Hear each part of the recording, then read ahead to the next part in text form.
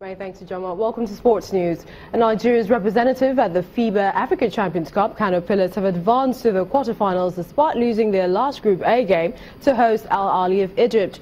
The Egyptians, who remain as the only undefeated team so far, never chilled and led by as many points as 37 to secure the victory.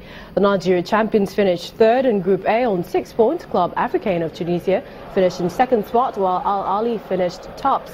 While Kano Pillars will face GS Petroleers of Algeria in the last 8 on Wednesday.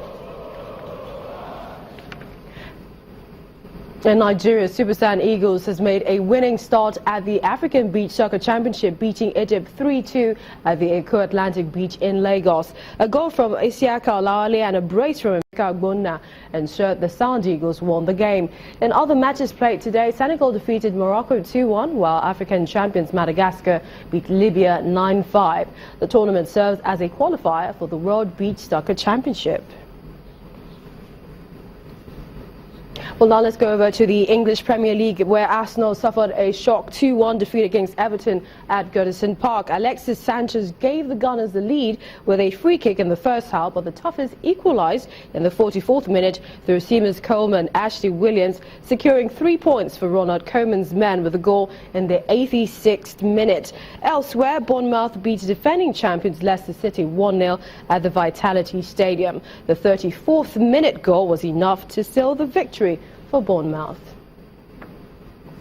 Well, Real Madrid continued preparations in Yokohama, Japan, in preparation for their FIFA Club World Cup semi-final against Mexico's Club America on Thursday. Cristiano Ronaldo was present in today's training after winning the Ballon d'Or award for the 4th time on Monday.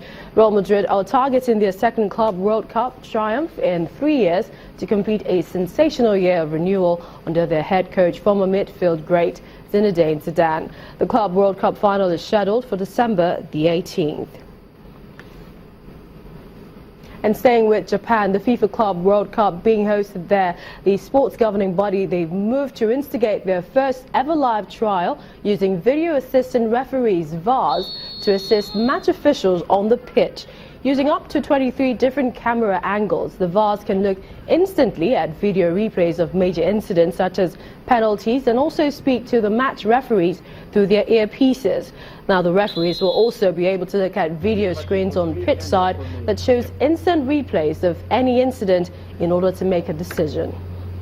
We are a Hawkeye van with a special software to provide the best camera angles in the fastest possible time to the VARs. That means they have access to all the camera feeds. The second element is the headset. That means that the referee, the video assistant referees, can directly speak to the referee on the pitch and can give the additional information that he can see via the screens. And the third element, which is new for us now, is the referee review area at the side of the field, where the referee has the option now to go there and to check, in addition to the information that he receives from the VAR, what happened on the pitch. Let's say we had everyday football players doing exercise simulation, and we explain the referees that sometimes when the situation is very difficult, you can have an help from outside. Only when it's a clear mistake, and everybody knows what is a clear mistake. So centimeters inside, outside, a clear penalty missed, a clear handball. If it's necessary, if there is a blatant mistake, the new system can help us to avoid the big scandals. But I think on the field, we never think about the new system, just officiating like usually before.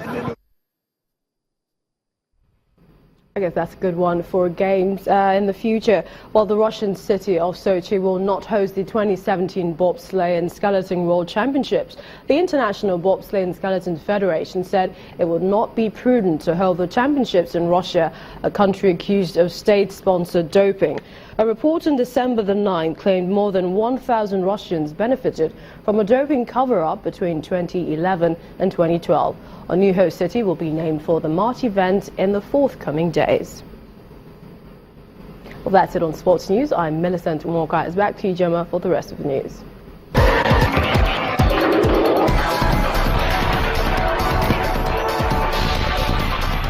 Thanks a lot, Millicent. The President and other West African leaders have met with President Yahya Jammeh of Gambia to try to persuade him to step down after 22 years in power. President Muhammadu Buhari arrived in Banjul with President Ernest Bai Koroma of Sierra Leone and President Ellen Johnson Sirleaf of Liberia, who is the current chairperson of the Authority of Heads of State and Governments of ECOWAS. President Jammeh had earlier conceded defeat in the election, but recanted a week later, asking for fresh polls to be conducted by a God-fearing and independent electoral commission. Meanwhile, the Gambia's security forces have taken over the headquarters of the Electoral Commission. The president has questioned the validity of the count after the Electoral Commission changed some results, even though it insists the outcome was not affected. And Syrian rebel fighters have agreed to leave areas under their control in eastern Aleppo, and that's according to Russia's ambassador to the UN. The rebels are on the verge of being defeated in the city after a major government offensive backed by Russian air power.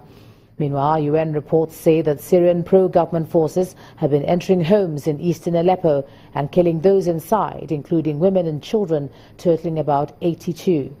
Thousands of people are reportedly trapped in the last remaining neighborhoods, still in rebel hands, facing intense bombardment as pro-government troops advance.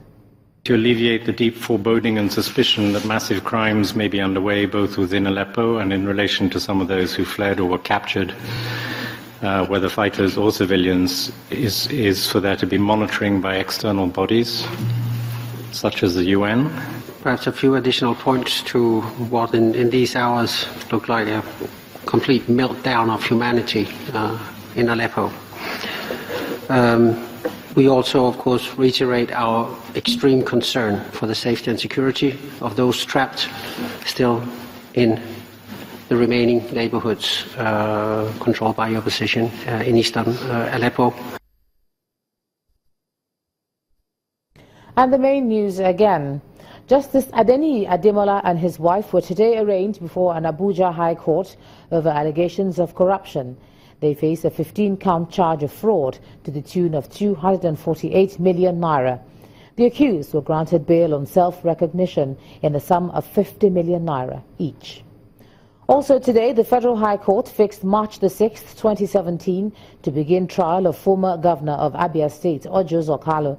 This comes 9 years after he was first charged with money laundering and fraud. And Syrian rebel fighters today agreed to leave the eastern Aleppo enclaves as Russia's ambassador to the UN confirmed that military action has ended in the area. That's the news at 10 tonight. Thanks so much for staying with us. I'm Ijoma Bunyato. Good night.